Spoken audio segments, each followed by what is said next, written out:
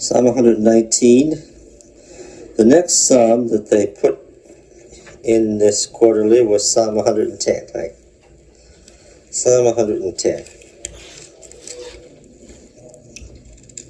This is an interesting one because it's alluded to in the New Testament. It became an issue one day in a conversation with Jesus. Psalm 110. It's one of the royal psalms.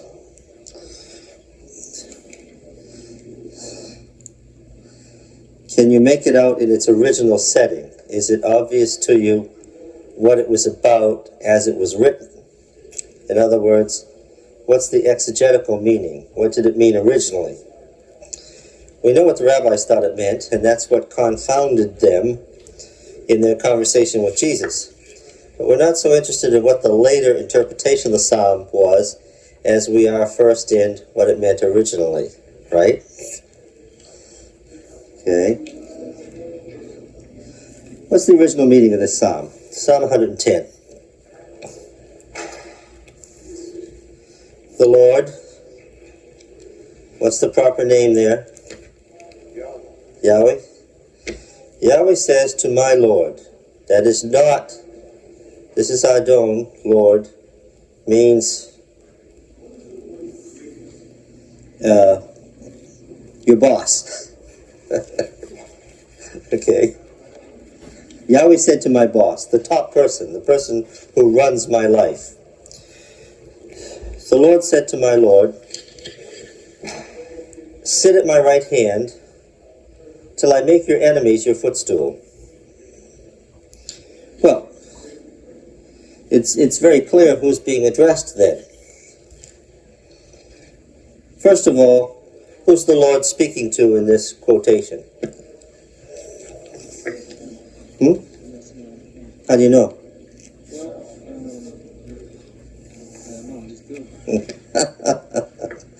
Well, sure you do. He said it's the Messianic King, and I said, how do you know? And he faded fast. That's right, but why is it right? The Lord said to my Lord, sit at your right hand till I make your enemies your footstool. Yes, it is. It's part of the coronation service. It's parallel to Psalm 2. But why do you know it's the king that's being addressed?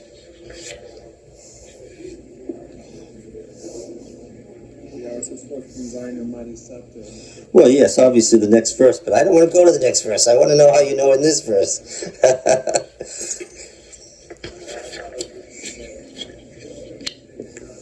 That's right. That's the answer. Who is it throughout the period of the monarchy who sits at God's right hand? Who sits at God's right hand? Now, when you use the term Christ, see, this is plenary now. Now we're talking about the analogy, the analogical interpretation. When you use the term Christ, I know you mean Jesus, but what are you actually saying?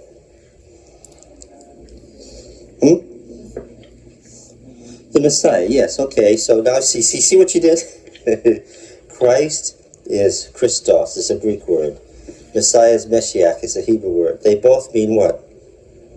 The anointed one. The anointed, we supply the one of those denominative adjectives again. The anointed one. And who's the anointed one? Who was the anointed one in the ancient culture? The king. Yeah. So, you're correct to say that Christ is at the right hand because it is the Messianic King in the Old Testament who's at God's right hand, ruling as his right-hand man. That's where we get the phrase from. Okay? So Yahweh says to my Lord, sit at my right hand till I make your enemies your footstool. We saw this in the second psalm. Do you remember? This is one of those eschatological images. What's the Messianic King going to do eventually? Eventually, what's he going to do? Rule how much? In the ancient picture, in the ancient portrayal, how much of the world was the ancient Messianic King going to rule?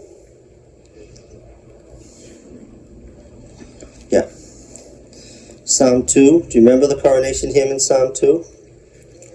Let's look at it again.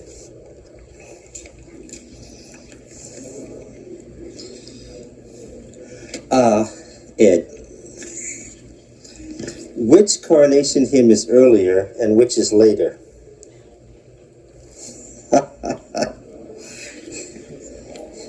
The answer to that can be known. Let's read Psalm 2 while he's puzzling with that one. Why do the nations conspire? This isn't right.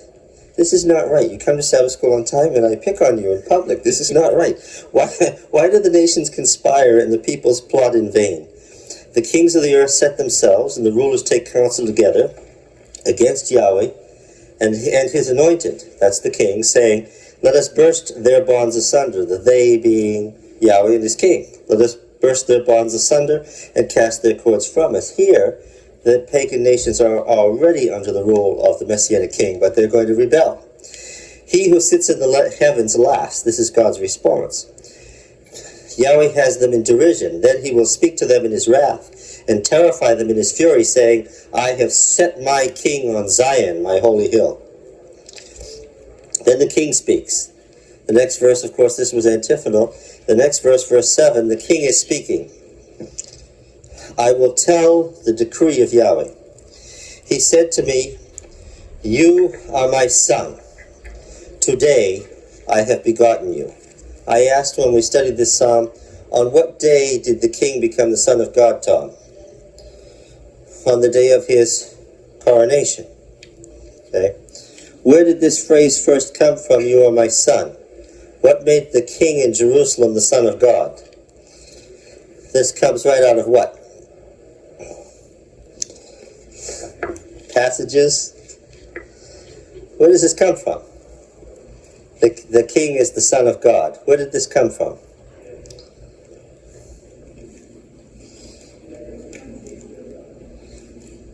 Source? No, I'm thinking of it. What biblical passages does this rest on? It does sound like Egypt. And actually, its original source is not Egyptian, but Canaanite. The eternal kingship, where the king was named the Son of God. Where does it come from? 2 Samuel 7, yes. What is that? That's where Nathan promises to David, what? Your son who comes forth from your loins, he will rule before me, he will build a house for my name. I will be his father, and he will be my son. Son of David equals son of God. Son of David equals son of God. David was asking for an eternal dynasty. He was given an eternal dynasty. In the terminology of ancient dynasties, when you had an hereditary dynasty, if it was hereditary, by definition, each king was the son of God. That was the title. The king who ruled on David's throne was the son of God. Okay? When did he become the son of God in Psalm 2? At what moment? I'm telling you where the term son of God came from. Oh, you've heard it used a lot in the New Testament, but where did it come from? It came from the theory of kingship espoused by David and his house. The son of David was the son of God. And what day did he become the son of God? Psalm 2. On the day of his coronation. I will tell of the decree of Yahweh. He said to me, you are my son. Today I have begotten you. This is part of the coronation ceremony. The king is actually speaking here. What else did God say to him? Ask of me, and I will make the nations your inheritance, and the ends of the earth your possession. You shall break them with a rod of iron, and dash them in pieces like a potter's vessel. Here, the rebelling evil nations are going to be destroyed by the anointed king. That's his role. He's to destroy the evil nations. This is part of the eschatology, how it was all going to work out, given in the Old Testament. Is that clear? Or is it not clear? It's either so simple that you've heard all this before and you don't need to even think about it, or else it's complex and your brow is knit. Some of you have knitted brows. All right.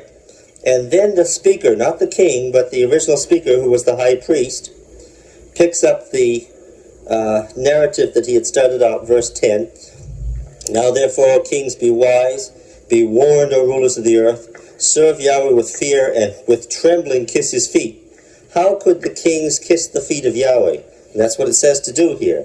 The speaker advises and admonishes the kings of the earth to be wise, to be warned, with trembling kiss Yahweh's feet. How are they going to do that? Yes, by kissing the feet of the king. That's right. All right. Lest he be angry and you perish in the way, for his wrath is quickly kindled. And of course, the idea is the Messianic King rules on earth as God, in the name of God and in the place of God. In Psalm 89, we noticed that the rule of God over the cosmos is compared to the rule of the king on David's throne over the world. They're parallel. As God rules the universe, so the Davidic king rules the world in God's name. Okay? Is that clear to everybody? Now's the time to stop me if it's not. Now the 110th Psalm, which is the parallel to this, the other coronation hymn.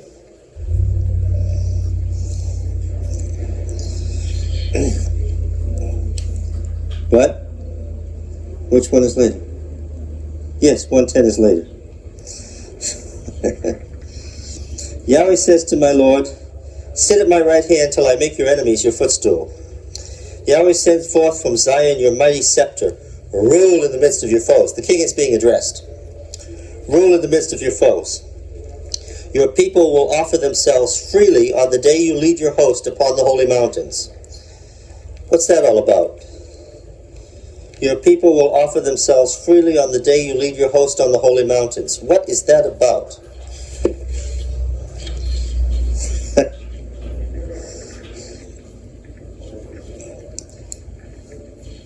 Anyone? The Eschatological War. That's right. You really are. Yeah. I'm absolutely going to get a supply of those little gold stars. Look, how was it going to end in late Old Testament eschatology? How was the world going to end? What was going to happen? Can you just describe it in simple English, modern English terms? What was going to happen? Give me the sequence of events.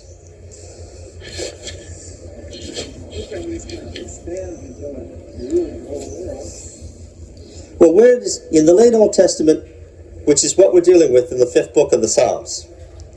In the 5th book of the Psalms, parallel in Deuteronomy, we're really looking at those Psalms that were created from the Babylonian exile to the time after Ezra, to about 350 BC. The last section of the Psalms is the latest. We're reading the late Psalms here, and we're in the section of the late Psalms. Now, in late Old Testament eschatology, what's the beginning point? Where do we start? What is Israel's condition? What's their starting point for saying how the world's going to end? They don't start with Adam.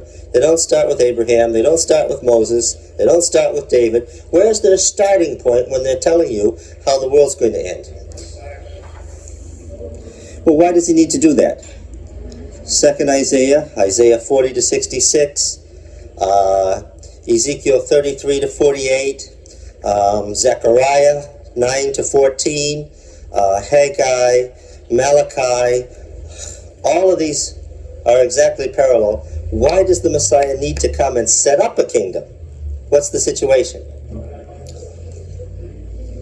Daniel, yes, I'm thinking of Daniel 8 through 12. What's the starting point? Where are they? Yes, they're in exile. That's the starting point. They're like Israel was in Egypt. They're in exile. Okay, that's the first thing that you need to know in their picture of the end of the world. Israel is back in exile, waiting to go to the promised land. That's point number one. Then what happens? What happens? Okay, a decree is given which allows them to, or causes them to begin what? Well, they can't rebuild until what? Till they get there. What do? The second Exodus. Yes. I'm thinking of chapter after chapter in Isaiah where they're doing what? What are they doing? They're on the journey back to the promised land, ready to make another triumphal entry into the promised land in the second Exodus. The prophets consciously picture the departure from Babylon, from Persia, as the new Exodus, with the new Moses leading them. Okay? So they begin the new Exodus. Then what happens?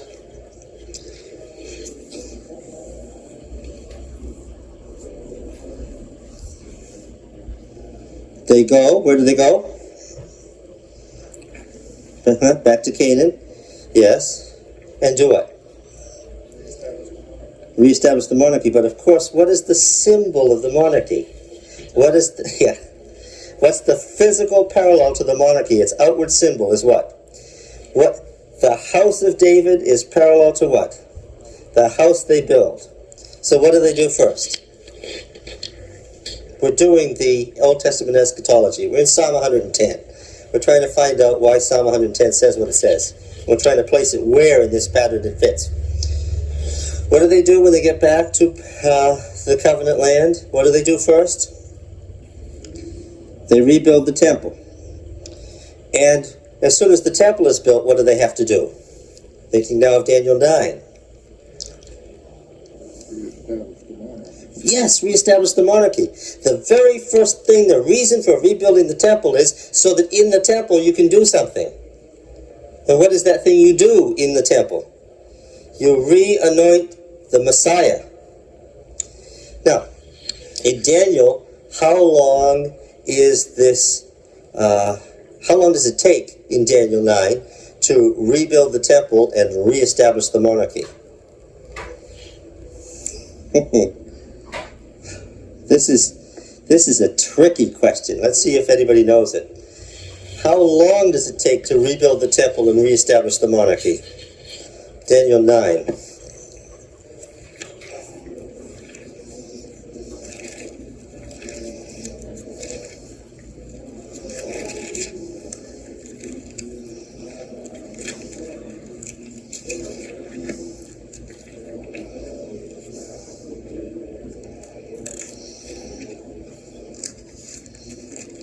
Well, what verse in Daniel 9? 24? No, 24 won't help you. What? 25. What does it say in verse 25? Know that and understand that from the going out of the commandment to restore and to build Jerusalem to the Messiah the Prince shall be 7 weeks. 62 weeks. Not and. 7 weeks. See, there's a big argument here between translators where the period is. The period is there and the wall begins the new sentence. Okay? Verse 25. Know therefore and understand that from the going forth of the word to restore and build Jerusalem to the coming of the anointed one, the prince, there shall be 7 weeks. So how long from the decree to begin to the completion of the temple and the reestablishment of the monarchy?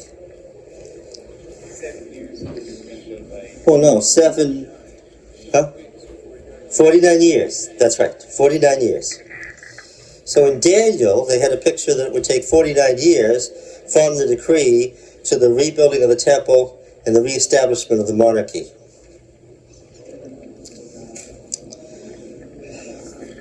Tom, a big important revelation. The reason the book of Daniel fell into disfavor after the exile is because it didn't happen. The reason the book of Daniel became popular again in the Maccabean period is what? For the first time they had a Jewish king. Again. Oh, sure. Oh, the rabbis were fundamentalists, absolutely. Yeah. Now, of course, what does the modern liberal do about dating the book of Daniel? Where does he place its origin? in the time of the Maccabean Wars, because that's when it regained popularity among the Jews. Okay, see?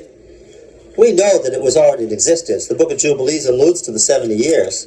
The Book of Jubilees antedates the time of the Maccabean period. Daniel was there. It wasn't popular because it didn't happen the way it was pictured. Okay, anyway, we know prophecy is conditional. After the 49 years, the king was reestablished on his throne. We're speaking now as if it were going to happen in this manner. Then what would happen? Then what would happen? Now they're back in the covenant land. Now they have the temple again. Now they have the monarchy again. Now what?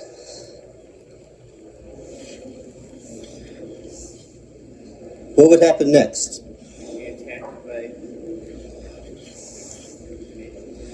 Well, you're just sort of zinging it like first they get the monarchy, the next thing happens is they're attacked. Was it that fast? No. No. There's a long interval there. You still have your Bible open to Daniel 9? No? Okay. Take the wow as an and or a then, which many translators do, and read it then.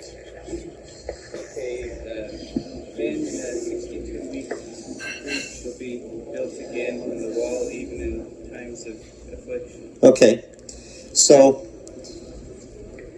yeah, I'm going to read it again. Verse 25 says, then for 62 weeks it shall be built again with ramparts and fortifications, but through troubled times. Okay. So, how long period is that? You have to multiply 62 times 7, right? 434 years.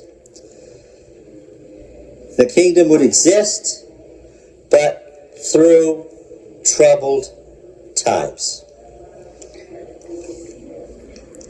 Then the king would have had to be who? He said, how did they pick a king? Who would the king have to have been?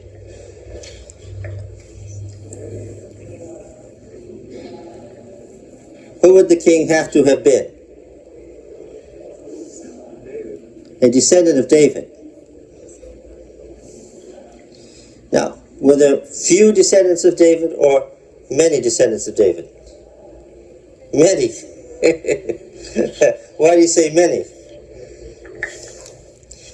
Well, you know, in Chronicles, the chronicler lists 22 of David's wives, and then he says, besides the others. The chronicler loved to make lists, and after he made a list of 22, he stopped, and this was a man who liked to make lists. He stopped naming them and says, beside the others. What does that tell you? You know that the empire of David split into two parts, Israel and Judah, right? And you know that in the south, the monarchy was very stable. And the reason for that stability was that the son became king during the father's reign. And they ruled together as co-regents. It was that discovery that made sense of those numbers, right? Regnal numbers. You couldn't get enough years in there. It's because they overlapped. That's how they ensured that the monarchy would stay stable. You knew who the next king was going to be because the father chose among his sons the one that he believed by charisma was appointed by God to be the king. It wasn't necessarily the oldest one. And of course the original pattern for that was set by the fact that David chose Solomon when he had 50 or 60 older sons who wanted to be king, several of whom had taken active rebellion against David for the kingship. But David chose this boy, this teenager, as the next king by designation. Okay? Now, of course, at the end of the monarchy, there was a disaster. Righteous King Josiah was killed unexpectedly in his war with Pharaoh Necho II. And he died before what? Before he could choose. And then Jeremiah was left to deal with the 5 worthless sons that were put on the throne, right? Yes. Because remember, it was the prophet whose responsibility it was to run the show with the kingship. Now, at that point, now, in the northern kingdom, there was a much wilder pattern of kingship. How did somebody become king? Huh? By murdering the previous king, yes. Well, why did Jehu think he had the right to the throne? Is murder of the previous king the thing that gives you the right? Oh, prophetic designation. Yes, in the older pattern. But let me tell you a secret. The prophets didn't choose just anybody. Sad to say, you couldn't be a peasant from off the streets and hope that the Holy Spirit was going to come on you and you'd be the next king. Whom did the prophets choose?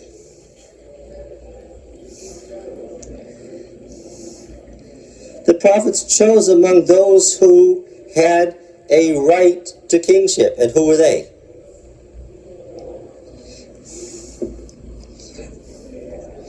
They were the provincial leaders of the northern kingdom. And who were they? The princes whom David had placed to rule the provinces. And who were they? His children. These kings in the northern kingdom were descendants of David. That was the argument. They settled this problem in the southern kingdom by co-regency. In the northern kingdom, they never found a way to settle it. But the idea, see, he raised quite an interesting question when he said, how did they choose a king? Well, everybody agreed the righteous king would be what? Everybody agreed on this. The righteous king would be what? Yes, the son of David. See? But having said that, you haven't solved the problem. You've only just narrowed it down to a group of people who are now going to be competing. Right? And so they were looking for divine designation. Divine designation being the coming of the Spirit on somebody by charisma, and that person doing mighty deeds by which they could recognize that this was the anointed one. This is what the prophets say. They're supposed to be looking for this person. The prophets deliberately don't tell you who it is. Okay? How did Saul become king? He was plowing and what? The Spirit came on him and what? And he went and rescued Jabesh Gilead and drove out the heathen, and the people said what? This is the man of God's designation. How did David become king? David became king for one reason. He went and killed the giant, and the people said what? This is the man of God's designation. This is the man the Spirit has chosen. That's the answer. They were to look. You weren't to know who. And at the end of the period, what happens? 434 years of troubled time. Then what?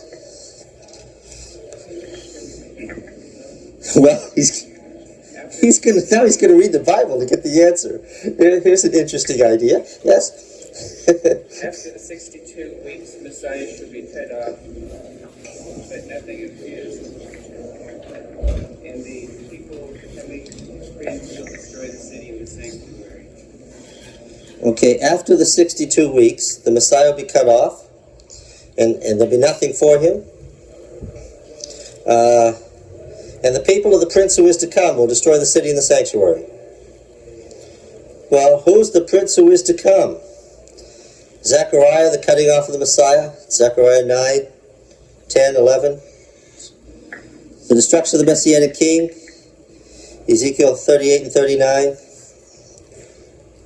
The cutting off of the Messianic King. Daniel 9, Daniel 11.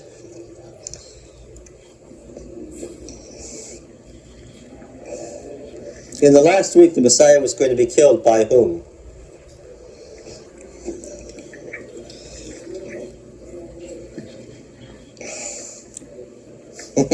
No, this is a very tricky question. What? By his own people, Zechariah says, yes. Did you get that? That's that's one of the more interesting places. In the last week, the Messiah would be cut off by his own people, very deliberately, in the middle of the eschatological war.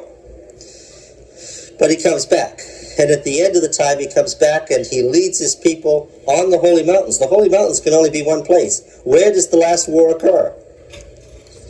Where does the last war occur? Joel, Habakkuk, Zephaniah. Where does the last war occur? Ezekiel, Isaiah. Where does the last war occur? The Mount of the Lord. Right. Har Moged. And Armageddon. At the mountain of the Lord. At the mountain of the congregation. Where is it in all these prophets? Where does the last war occur? What's the site of the eschatological war in all these places I've mentioned? Jerusalem. Yeah. In Jerusalem. So at what point does Psalm 110 fit in? Oh, that's right, Psalm 110.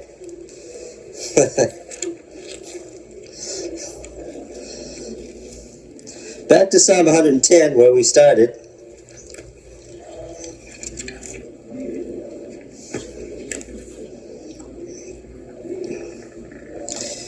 The verse that got us into this was verse 3. Your people shall offer themselves freely on the day you lead your host upon the holy mountains. From the womb of the morning, the dew of your youth will come to you. Yahweh has sworn and will not change his mind. You are a priest forever. We'll come to that in a moment. Where is this setting of this verse then? Your people will offer themselves freely on the day you lead them. Where? It's during what event? During what event does the Messianic King lead his people against? Oh, first of all, what army is this against? Zephaniah, Ezekiel. What army is this against? Daniel 11.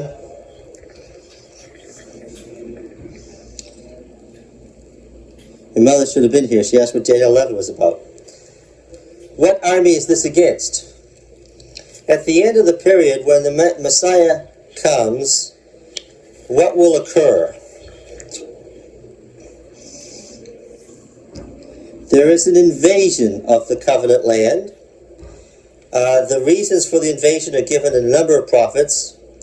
Hatred of righteousness, desire to get the covenant blessings that the covenant people enjoy, a desire to possess the covenant land and its crucial piece of real estate, a desire to have the goods and blessings of the covenant people, a variety of reasons, but there is an invasion. Who is this invasion made up of?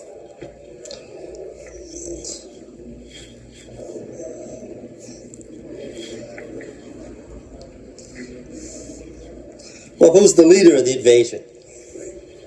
Satan, yes. He's the king at the head of the hosts of evil. And who are the invaders? The wicked. Yes, all the nations of the wicked. In Isaiah, the righteous of the nations do what? When the Messiah stands up at the beginning of the eschatological war, the righteous of all nations do what? They leave their places and what? And go to the covenant land to take their place among the covenant people. So that these nations are entirely evil, because all the righteous, all responsive to God, have left them, and this is the ingathering. You hear about ingathering? The later prophets take the old image of the ingathering. What was the ingathering originally? It was the harvest. There were two harvests in Palestine. It was not the vintage harvest, was it? It was the cereal harvest, the harvest of the grains. And there was a feast at the end of the harvest when they gathered in all the grains. Now the prophets took this old image of the ingathering of the harvest and they applied it to this eschatological event when the nations would be harvested and all the righteous of the nations would come to Jerusalem, so that the righteous of all nations would be gathered together in the greatly fortified Jerusalem. And then the evil nations would do what? Ezekiel 38 and 39, Daniel 11, what do they do? What? They come up from which direction? From the north. Yes.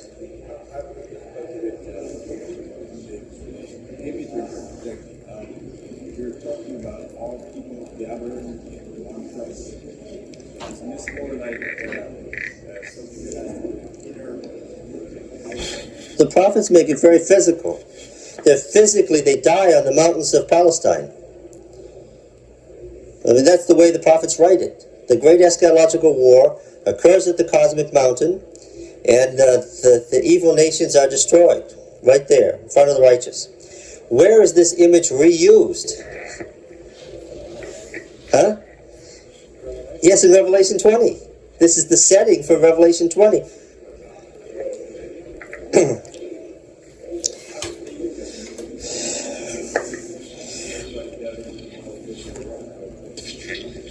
Well, of course, that's the picture of Ezekiel 38 and 39. They're destroyed throughout the whole land. They have to go out and they have to reconsecrate the whole land, because from one end to the other it has been polluted and it's unclean. Well, there isn't a millennium in this eschatology. The insertion of the millennium is a New Testament eschatological development of this idea. There is something like a millennium in Isaiah, where the eschatological war occurs after many days, Isaiah says, where the wicked are held in a pit, and then they come forth from the pit to the eschatological war. There's something like it in Isaiah, but there's no millennium, 1,000 years, in the Old Testament eschatology.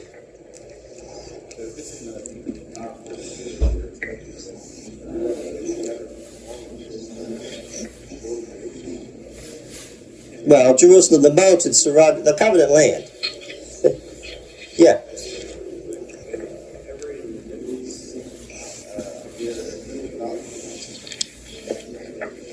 Well, we're talking about not what happened and not what is going to happen, but what? What? No. What is prophesied to happen won't answer our question.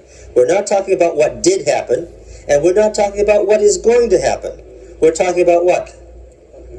What would have happened.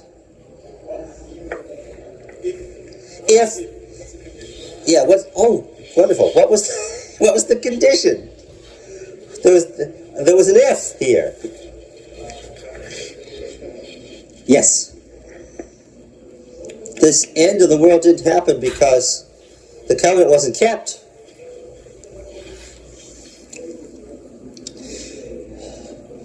Verse 310:3, read all of Ezekiel 38 and 39. Read all of Ezekiel 38 and 39 in reference to this verse. Your people will offer themselves freely on the day you lead your hosts on the holy mountains. From the womb of the morning, like dew, your youth will come to you. So, the Lord sends forth from Zion your mighty scepter, rule in the midst of your foes. Psalm 2 had pictured the kings already under the rule of the Messiah, but getting ready to rebel. That was during the age of the empire, when David had actually conquered them. Psalm 110 pictures the eschatological war as yet to come. But the eschatological war, the Messianic King will be triumphant. Now, what about this famous verse? You are a priest forever after the order of Melchizedek. What is that about? This is a verse that isn't mysterious, but has been made mysterious. What is it about?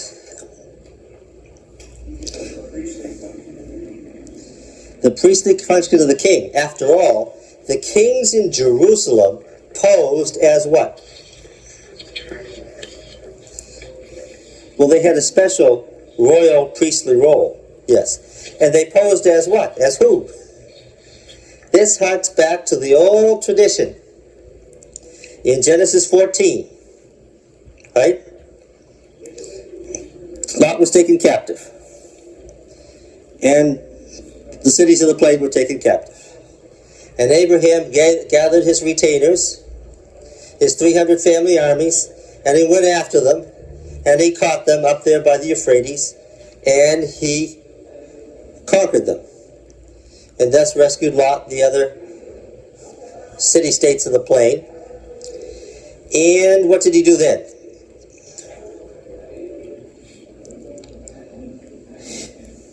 He went back to Palestine, and from the booty he offered tithes. To whom? Melchizedek. Who was Melchizedek? Huh? Yeah. What does it mean? Anyway, what's Melchizedek mean? King. And the E on the end? Melchi. Oh, my king. My king. It's a sentence. Zadok. Zadok is an easy word, righteous. So what does it mean? My king is right. My king is righteous. Yes. It's a throne name. It's a royal name. It's the name of the king of Jerusalem. My king is righteous. And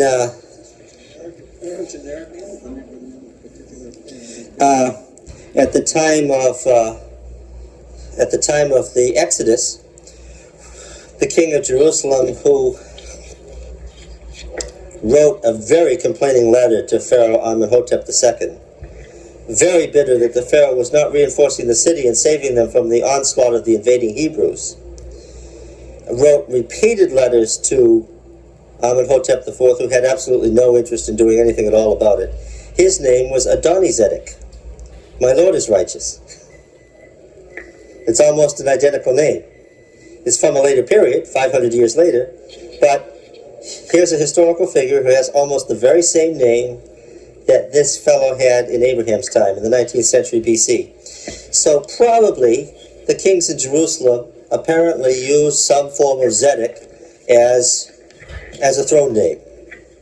It's probably a tradition. Now, of course, it's not surprising. The city of Jerusalem remained outside the given territories of the tribes, right?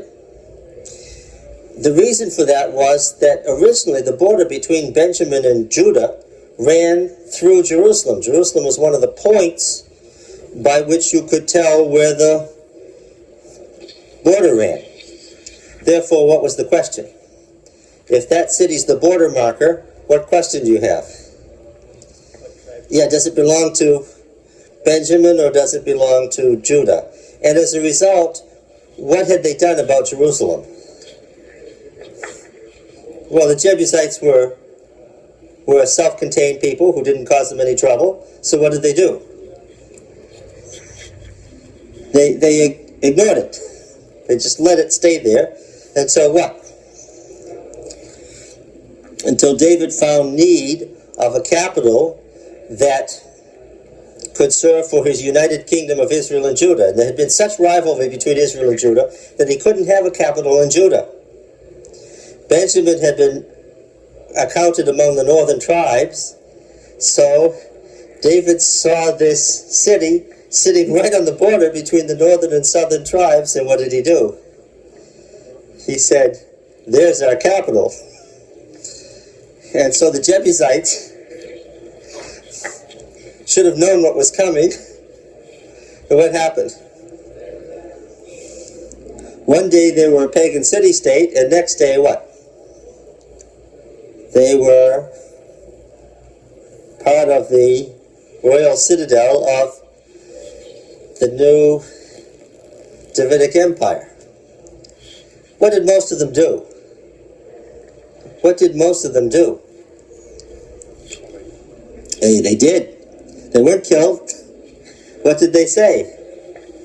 They said, Yahweh is our God, David is our king, it's fine with us.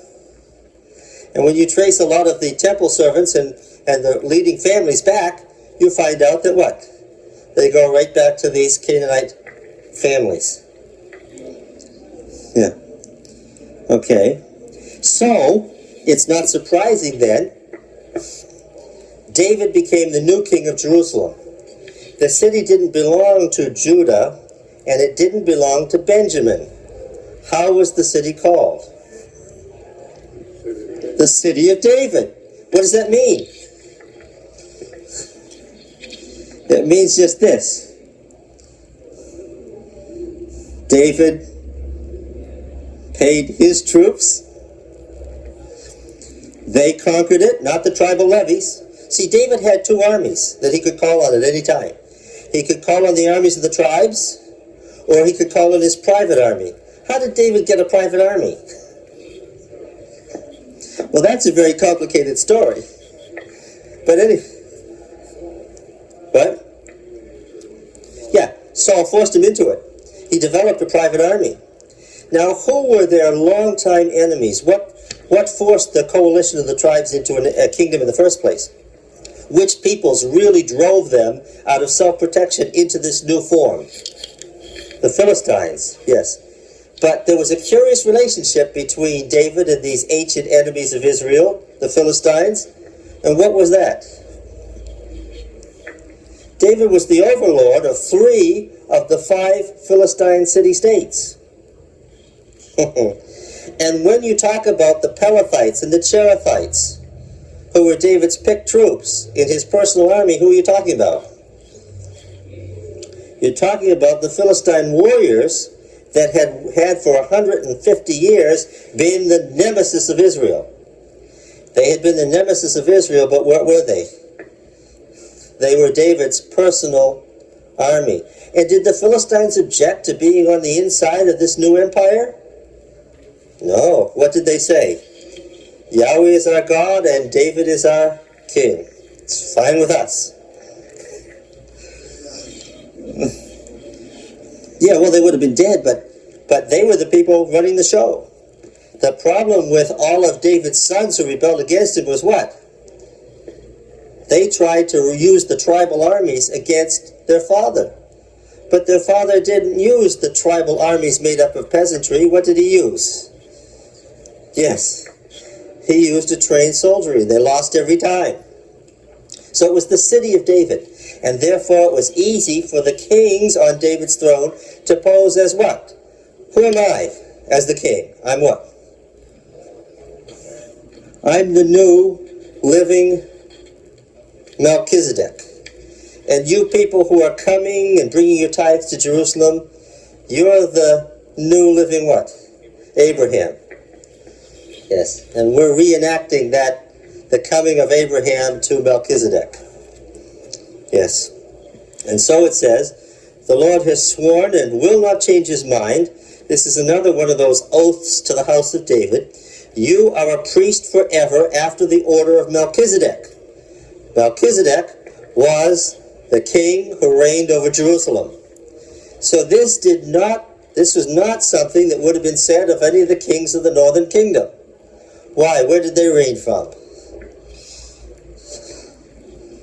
Samaria. Or if in the summer, Jezreel, at their summer palace. Well, look. We went to Samaria, and I was the only Old Testament teacher, and all the others were New Testament teachers. And so they said, where was Naboth's vineyard? So I said it was on the southwest corner of the city. We took our bearings and found the southwest side of the city, and everybody took pictures. The only problem was that Naboth's vineyard was on the southwest corner of what city? Jezreel. I forgot to mention that there were 2 capitals, and this is the wrong one. It was yes. So they've got those pictures of Naboth's vineyard that, yeah, they never knew the difference. It's okay. That's right. The Lord is at your right hand. He will shatter kings on the day of his wrath. The day of his wrath, of course, is the day of the Eschatological War. He will execute judgment among the nations, filling them with corpses. He will shatter the chiefs over the wide earth. He will drink from the brook by the way and lift up his head. Thank you very much.